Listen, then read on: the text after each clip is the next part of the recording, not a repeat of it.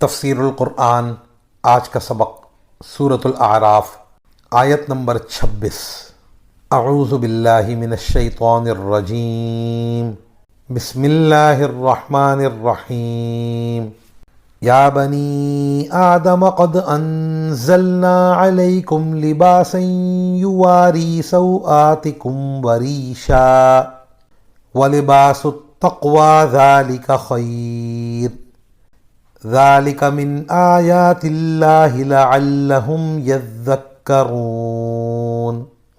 ترجمہ: اے آدم کے بیٹوں اور بیٹیوں، ہم نے تمہارے لیے لباس نازل کیا ہے جو تمہارے جسم کے ان حصوں کو چھپا سکے جن کا کھولنا برا ہے، اور جو خوشنمائی کا ذریعہ بھی ہے، اور تقوی کا جو لباس ہے وہ سب سے بہتر ہے۔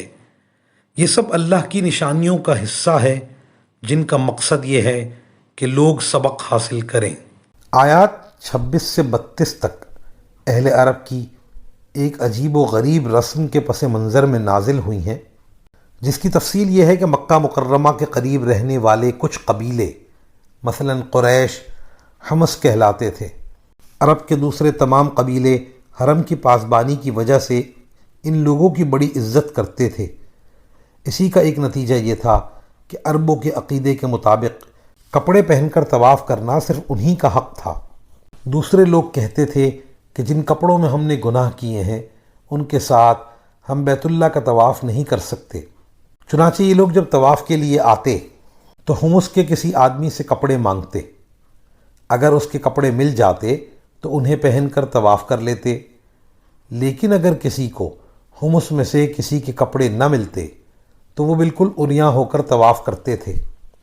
یہ آیتیں اس بےہودہ رسم کی تردید کے لیے نازل ہوئیں اور ان میں انسان کے لیے لباس کی اہمیت بھی بیان فرمائی گئی، اور یہ بھی بتایا گیا کہ لباس کا اصل مقصد جسم کا پردہ ہے، اور ساتھ ہی لباس انسان کے لیے زینت اور خوشنمائی کا ذریعہ بھی ہے۔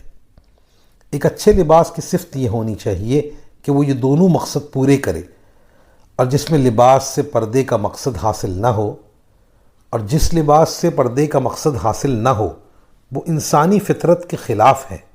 لباس کا ذکر آیا تو یہ حقیقت بھی واضح فرما دی گئی کہ جس طرح لباس انسان کے ظاہری جسم کی پردہ داری کرتا ہے، اسی طرح تقوی انسان کو گناہوں سے پاک رکھتا ہے اور اس کے ظاہر اور باطن دونوں کی حفاظت کرتا ہے، اور اس لحاظ سے تقوی کا لباس بہترین لباس ہے۔ وآخر دعوانا ان الحمد للہ رب العالمین۔